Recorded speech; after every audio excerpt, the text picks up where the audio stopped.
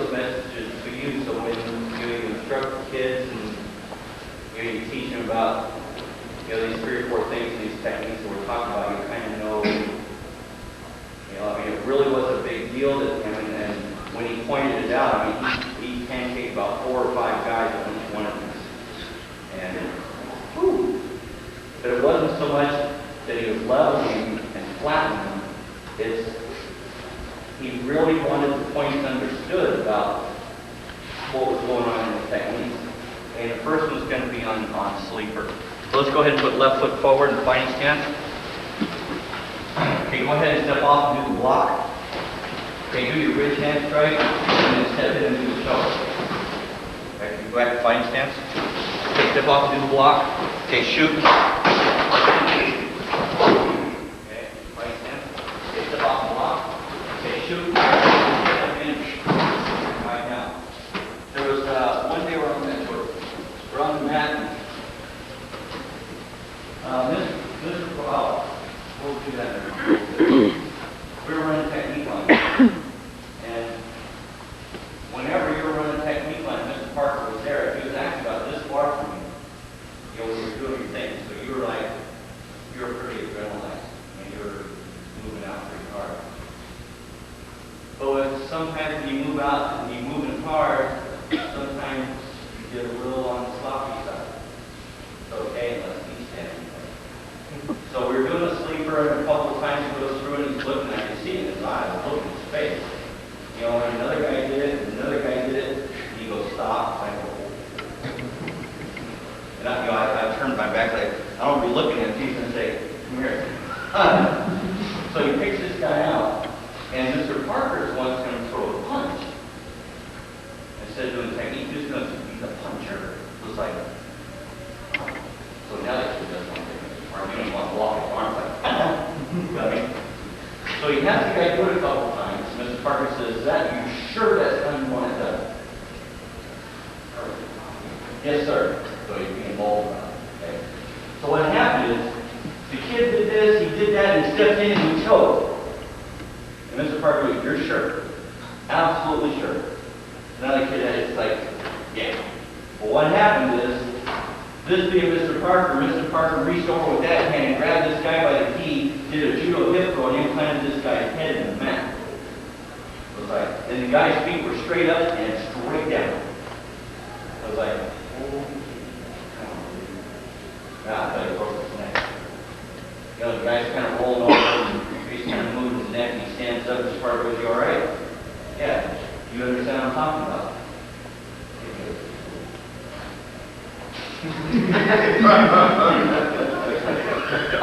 Not good.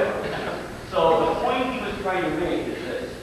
When you're doing the sleeper, no matter how you guys want to tool it with the student, it doesn't really matter how you want to do the choke. But what he really, really likes to see is when you go in for whatever kind of choke you're going to do, that has to be kicked out. Otherwise, you're susceptible to a hip throw, and anybody can do it. It doesn't have to be no master. All you have to do is flash and throw it, and you're on the floor. So he actually put more emphasis on his foot. There was the impact, and now what happens is the guy's suspended. So instead of getting in a big old war here, whack, you fall right into it. Everybody can understand? Okay, let's go ahead and work that. Go ahead. And we don't even do the takedown, just kind of stop right there. This leg's got to go everywhere. They should just be suspended.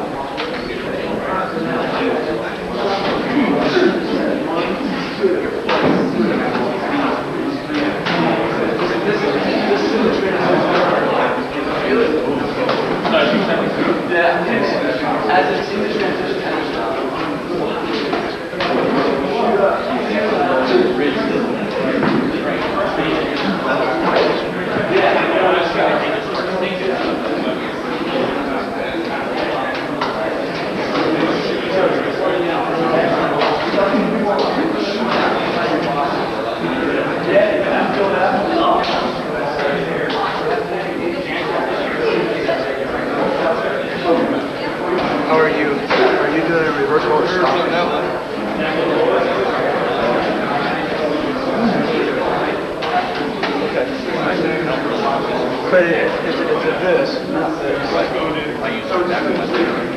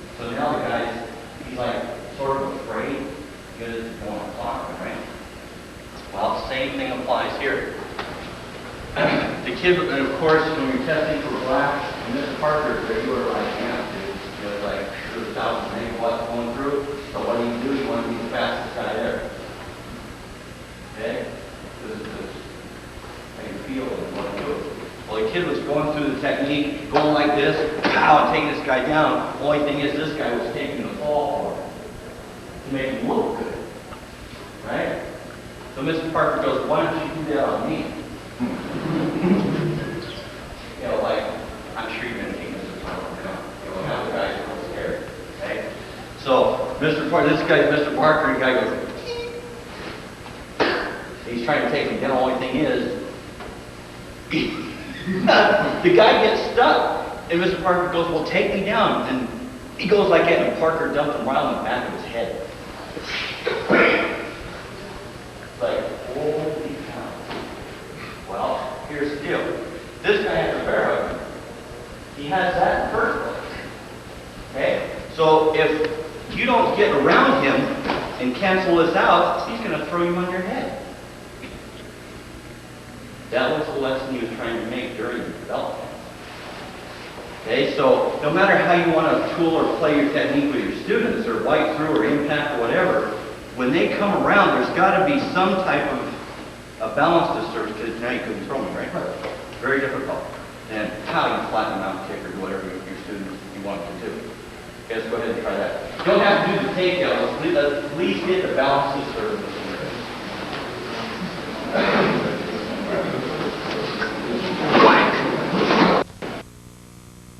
I think one technique that really falls apart when kids fly is a flashing mace. And when you let them, well, when you're doing it, when your students are flying full throttle, I think this technique falls apart more amazing. It's kind of fast. A lot of the techniques that you do, or they do, they really don't have to be done. You know, they really, really fast, just firm. You know, it doesn't have to be like in milliseconds. Just let the technique evolve. And this was a case where we were Friday night line in Pasadena, and he had to walk in. He was actually talking to my wife at the time on the bench at the Pasadena school. And usually once he started talking to my wife, he really didn't say, because I was there to talk about life, but he really didn't say much. You know, we're flying over this thing, and and I was looking at him because you want to look at him and see if he's looking at you. And I'm looking, and all of a sudden, like, his head turned, he starts looking, and I go, oh, man, you see something? You see something. You know, so he's in his civilian clothes, so he kicks off his shoes, and here he comes, and I go, woo, baby, I'm sitting over here. And it was actually AC Range, it was my training partner. He goes, AC, come here, and I go, yeah. I ain't going to get clocked in this way. So here was his point. Okay, okay, the point was you get however you want to get through your technique, and however you teach it to your kids. You eventually get to this stage, and then there was the hook and the double hook in the old days. You can do it kind of however you want to do now. But the kids come up this way and hit the guy in the head. Wow! And then you come around and hit your cat and go. You know, your homie says good, you know. So he goes, he goes, you see a problem with that? Now, whenever you were doing the technique, and he said that to you, you really stood on the gas because you knew he saw something. It's like, now you're going to clean everything up. You know, he ain't going to catch you naked, right?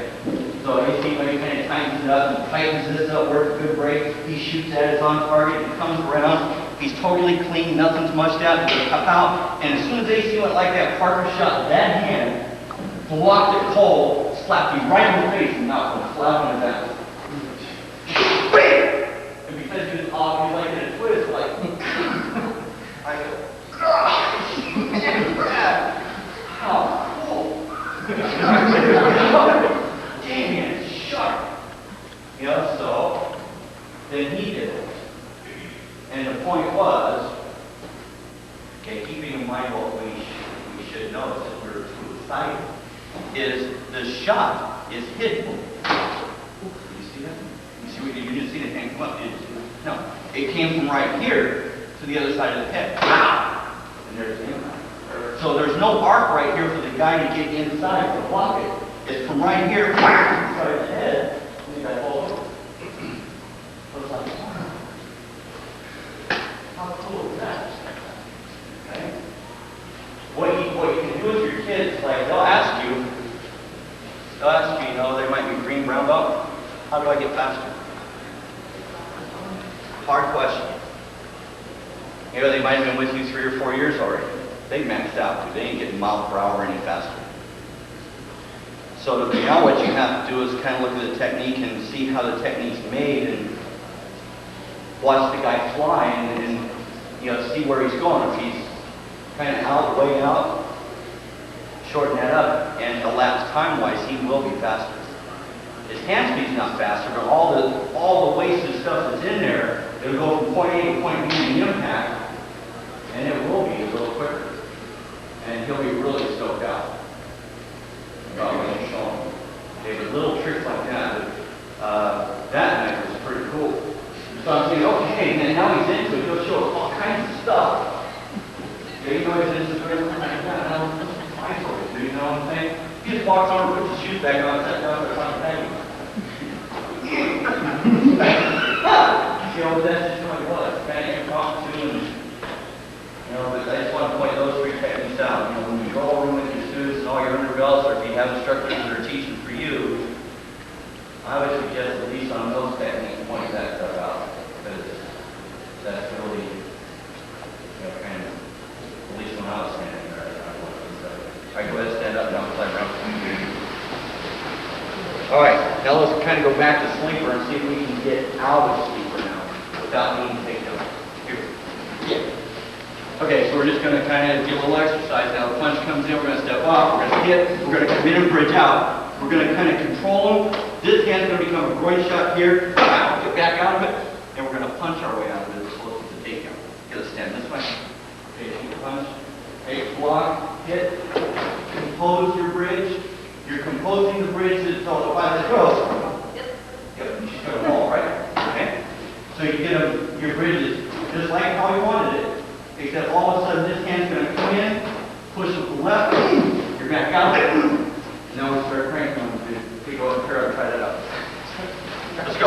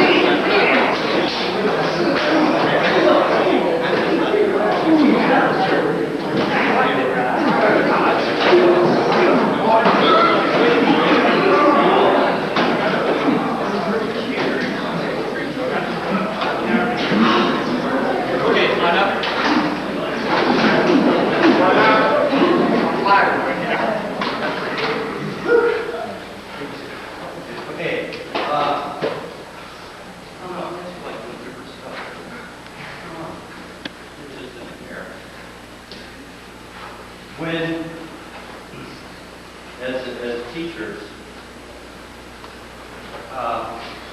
one of the challenges you have is when you get your first really good athlete, you know, the ones that are like a cut above. Probably the biggest challenge you have to yourself is trying to feed the guy information. I mean, I was fortunate enough to have, did Randy? I had two guys out of all the years training, Scott and Randy. And as these kids were training, teaching them the belt technique was not enough. They were so athletic that each time I taught them a single technique, I had to have like 10 variations of this for them. Because if they need the technique out and understand it, and you have to do, yeah, what do we do now with it?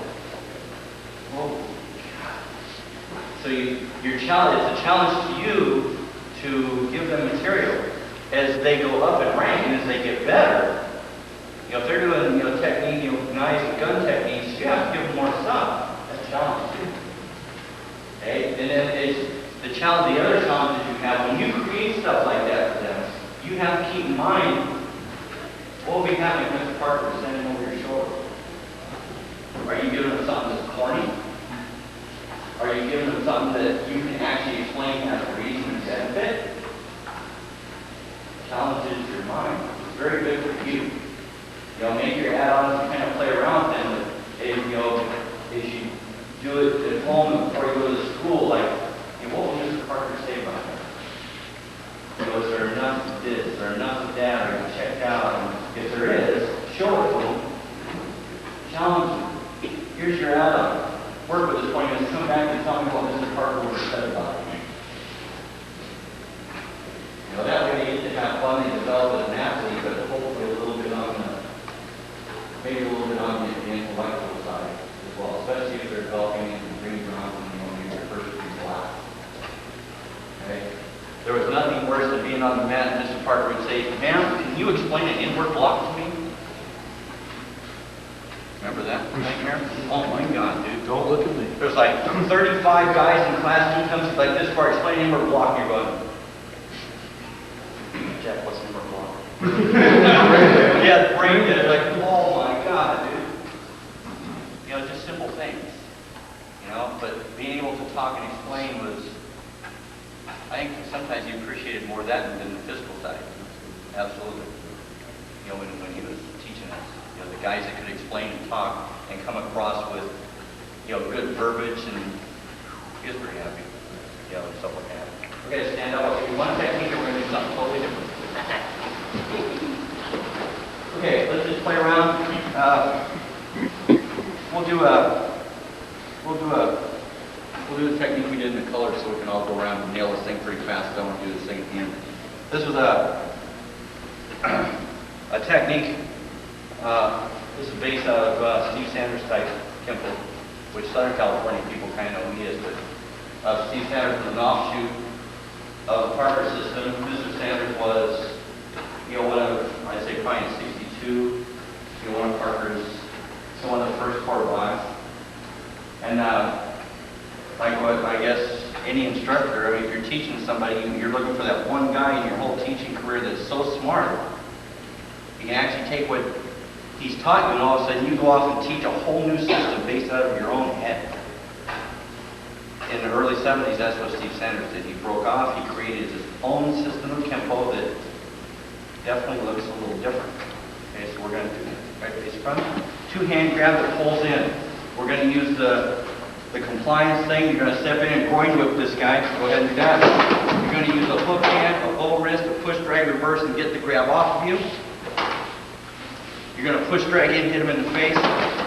Shuffle in, hit him in the face. Hit him in the ribs. Okay, face front. We're going to do this in two separate breakdowns. Okay, we're going to do the groin whip. You're going to take the hands off, and we'll stop at the first palm. Okay, this one's good. Okay, so the idea is the person pulls in. We're going to have the groin whip and take advantage of the pull. There's going to be a crane hook, a bow wrist, hands come up, and we're going to latch right in with the palm down the chin. Everybody understand that? Okay, one more time. Okay, we'll step in, groin whip, up, and we're in. about 2 minutes on him.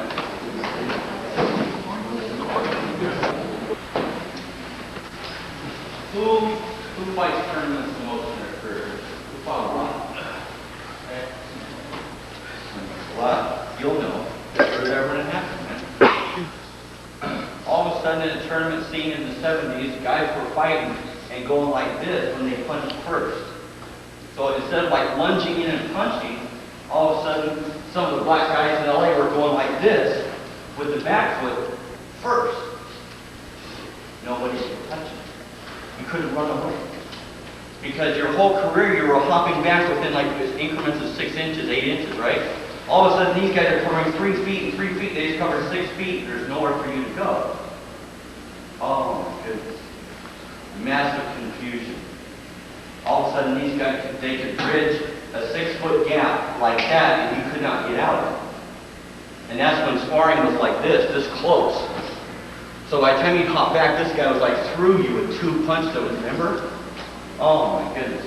It changed sparring forever. Okay? Well, what Mr. Sanders did is he incorporated that forward in the self-defense program. Makes sense? Okay, so here's what we're going to do with it. Okay? Grab both hands. Okay, so we're going to have the initial strike, you come off, you come in. Point of origin is going to be right in front of your face. So as you blind it from here comes the back foot, there goes the second hand, step out, and there's going to be the hammer fist. The guy cannot outrun you. If he wants to, he's going to hop back that far, you're going to freight train right through him if he decides to go back. There's no way he's going to outrun you. 2 points of origin that you have to watch out for, especially if you want the kind of quick hands. Okay, you're coming here, coming up top, there's going to be the first one. Point of origin with your left hand is going to be a little higher than like, Mr. Parker probably has some touching out here. This was built right behind this one. So as soon as he blinks and opens up, now you're never going to see that. The third point of origin is under your body. So when this hits, the eyesight goes up and to his left. Never see that. Never see. Okay, syncopation on it would be like 1, 2, 3, 4, 5, 6 minutes sitting. Okay, correct right out. It's going to...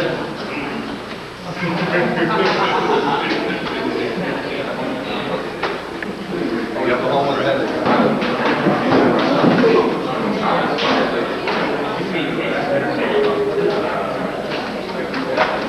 Okay.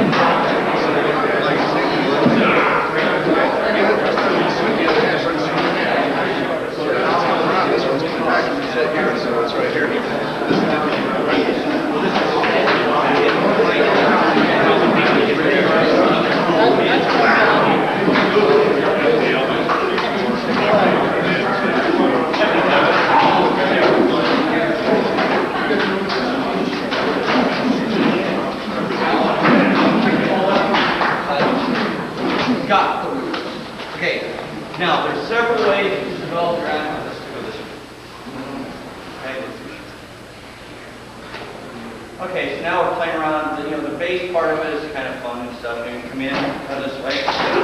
You can finish all the standard R-type endings. What we're comfortable with. You want to challenge their minds and maybe have them do something just a little different. Like kind of what we do with you and you. You can have them go here. As they finish it, come right up the body line. You never see it. He's holding over from the shot. Groin shot with a knee lift and a bow wrist in the chops. Okay. If you're going to incorporate the hammer this way as opposed to the rib shot, get your body turned as that's happening. Okay. So what's going to happen? Like body position. Like if you're adding on sequential stuff. And it's just coming out and you're making it up. Body position is probably the most important part of what you're going to add on. Because your body has to be in position prior to it happening. Because I'll show you what's going on there. When you come in, you're hitting this way and shooting an obscure elbow. That's obscure elbow. The only thing is the obscure elbow is going to miss. So you solve it a couple different ways. Okay, if I want to do obscure elbow, I can turn. That's how it should be applied. The only thing is, there's a whole extra beat in the song too. Okay, so you're going to come in, back off, come in, catch them, turn, right there. Wow! It's already done. Problem is solved. So if that's how you want to do it. You're already turned. You can actually do a jump elbow, jump scoop, both at the same time.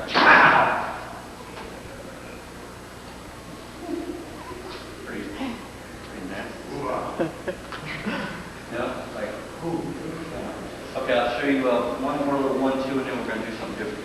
What time do we have? Anybody know? I'm sorry? 5:20? When is this? 5:45. 5:45? Wherever you want.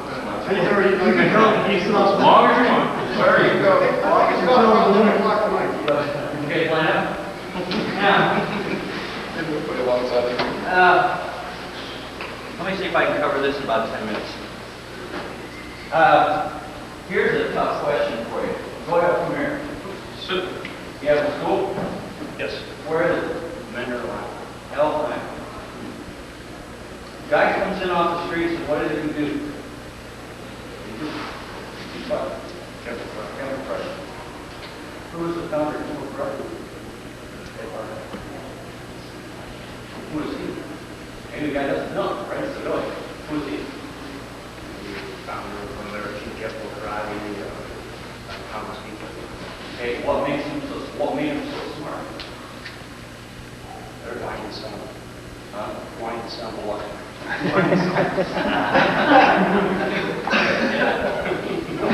can't deal with it. You can't take it anyway. That's a tough question. That's a tough. The only prayer you might have on that one is if you maybe spent time on the mountain, because in day-to-day experiences we would understand. But if you're wearing a black or a second, and you never met the guy who was on the mat, that is a tough question.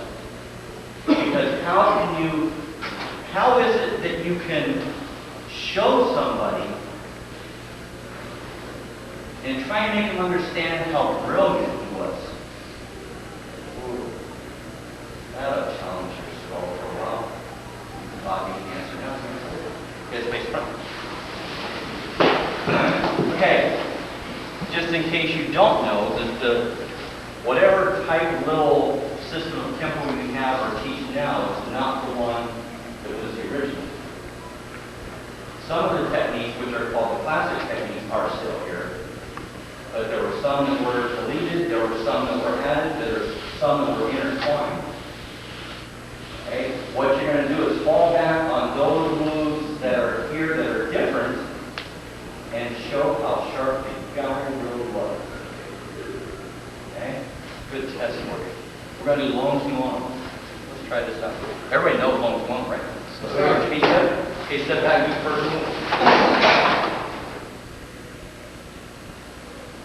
Okay, put your feet together. Step back, do first move.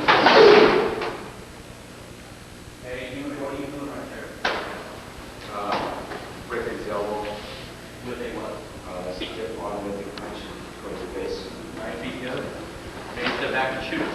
Alright,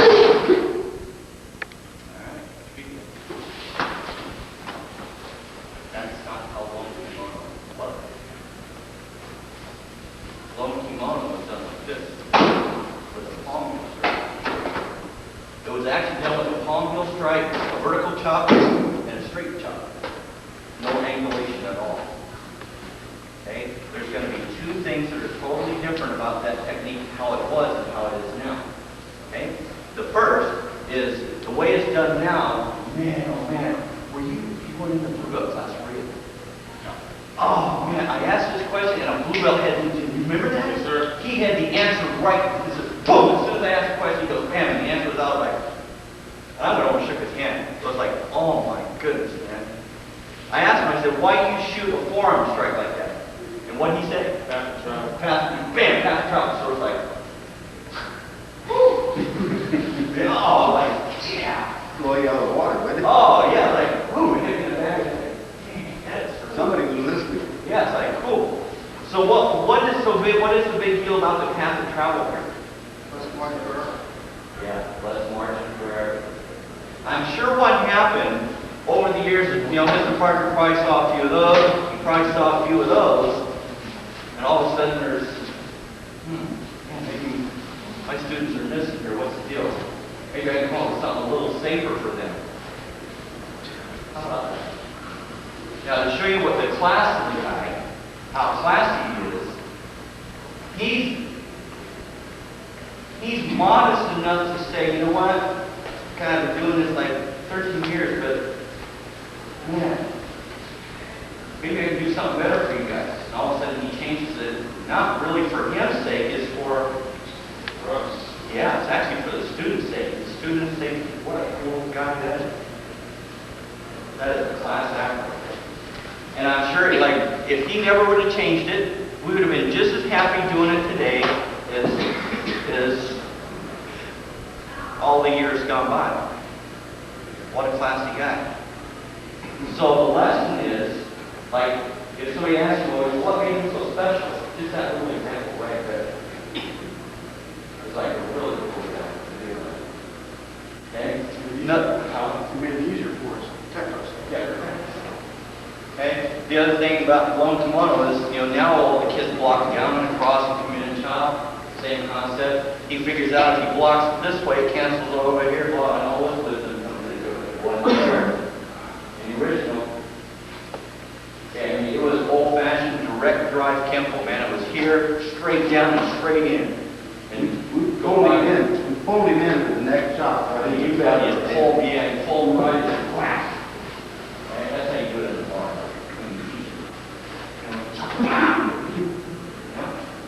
Alright, let's do one other thing we're going to play around. Let's do it. This Kenpo is so old it's like got dust on it, dude. Wrist grab. Okay? It's direct, just like a gripping talon type. We're going to turn it over and eat the guy's hand. So we're going to turn it over, knee his hand, kick him in the groin, and poke him in the eye. Two finger poke in the eye. Old Kenpo, dude, that was like in 1957. It was taken out like in 1964. So, to show you the difference in complexity, there. That's as simple as it was.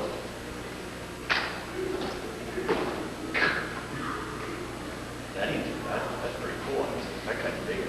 I still do it every once in a while just to play around. It's like you can poke at the same time, come out of it, latch onto it. It's really cool stuff. You know, streetable stuff. The only thing is, it doesn't protect us. So all of a sudden he comes in with movement across, cancel the shoulder, movement in front of our face. Oh my goodness. Break his arm with the body. Knock him out. What a cool guy that is.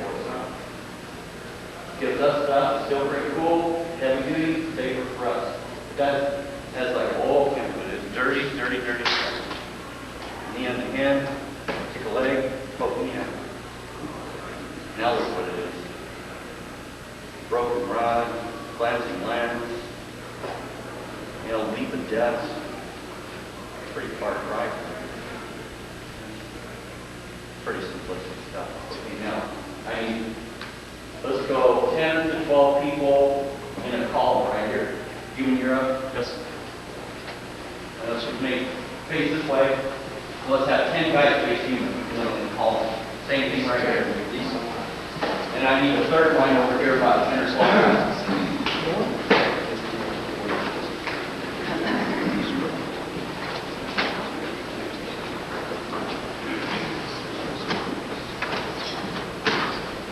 Okay, here's the drill.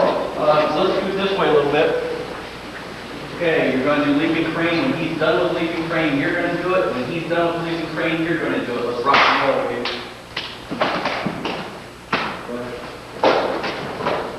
Go ahead. Okay, so in the line, next person's up. You're out. 5 swords. 5 swords. Let's go. Line it up. Let's go. Ready, claw. Let's go. Drop it back. Let's go. Let's go. Okay, thrusting salute, ball kick. Ball kick. Thrusting salute. Let's go. Let's go. Okay, crossing talent. Wrist grab. Let's go. Everybody go. Let's go. Next, shielding hammer, left hook.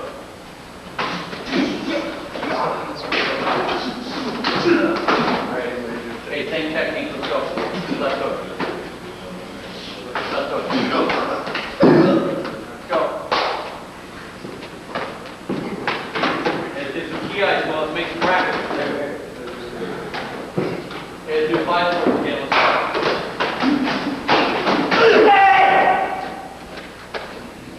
Crossing talent.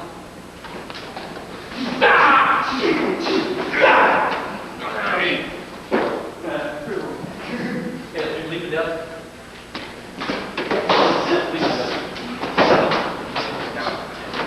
Leap it up.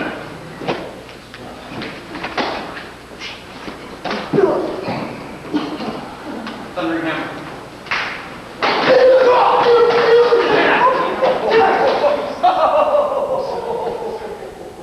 A parkour like that? Yeah. Oh my goodness, that was nice. Well, that was sweet. Thundering hammer again.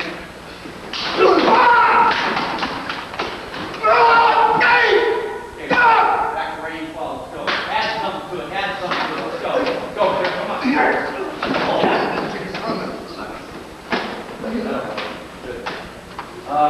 Let's do attacking mace, right punch. Add something to it. Add something to it. Okay, let's go into sleeper. Let's go.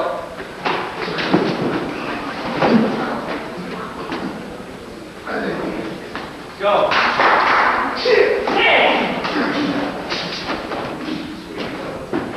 Same thing, let's go.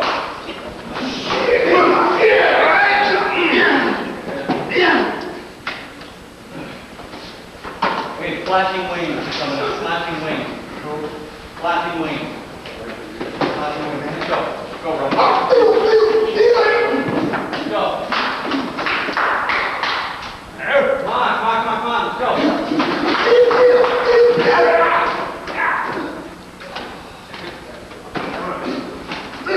Okay, flashing maze, flashing maze.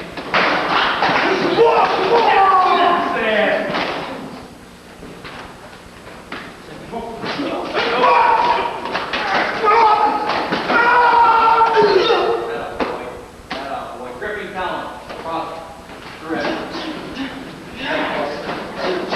Good.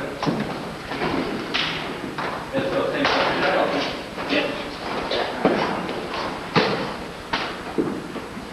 Go with the top to take him out.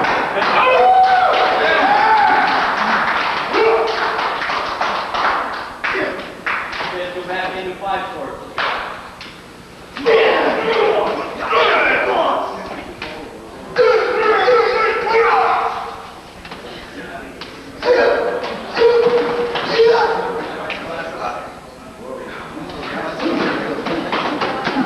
Let's go to thundering hammer.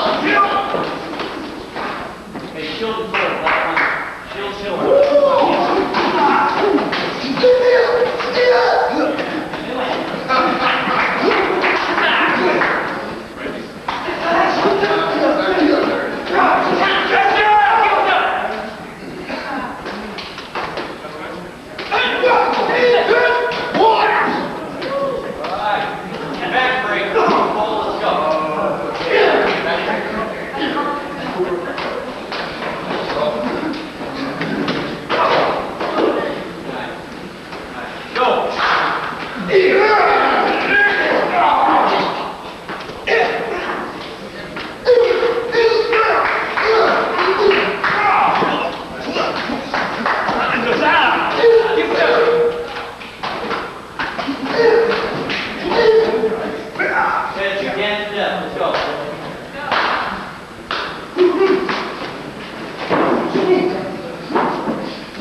Come on, Harris. Let's go. That's our boy. Come on.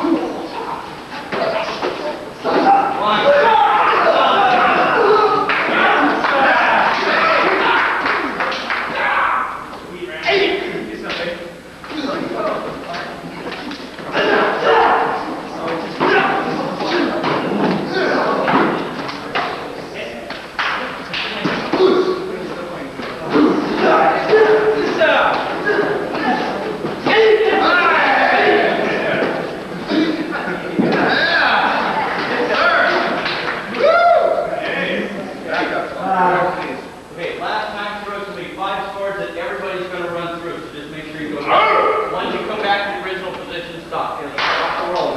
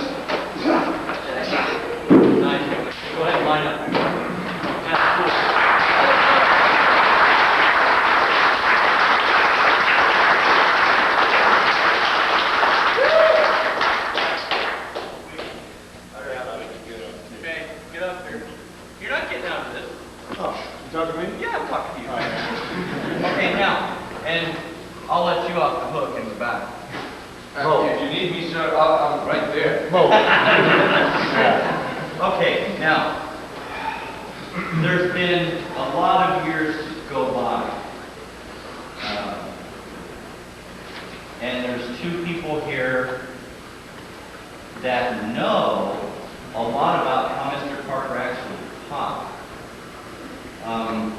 Probably, I would say you guys, out of the people in the building, you probably have more time with than anybody, you know, more than you, I would say. Well, unless anybody from maybe this room. Okay, on at least the Thursday night sessions in the West LA studio or Santa Monica studio in the original school, Mr. Parker would teach using the technique line. Is that not true? Yes, sir. Absolutely. And who are the guys in the class? Can you mention a lot of the names? Mr. Audrey, myself, Jeff Speakman, Brian Hawkins, Masood Salehi, Albert Saskowski, Nasser, a whole bunch of people, Larry Tatum. Are those all-star people? All in the same technique line? And pretty much everything that you guys are doing right now, and then people do it everywhere, you know. How many of you guys use a technique line to teach? Okay. Remember what Mr. Dye was saying in the beginning of this class? He said that he was in the line and Mr. Parker would say something. I hope he's not talking to you, right, Mo? You don't understand this guy. He didn't miss a trick. Nothing. He didn't miss one check, one overload. He missed nothing. And he would be sitting down there like he's talking to Patty, his wife, and nobody thinks he's paying any attention to the class, right? And all of a sudden he goes, stop. And you go, oh Lord, I hope it's not me. But it's one of the best tools we have to teach, and you all need to be using the technique line. You know, Mo and I sit on a lot of tests, and we see you guys test, and it's so imperative that you guys learn to be the best dummy you can. I mean, the best dummies that I've ever seen, excuse the expression, no pun intended, these 2 guys on the end.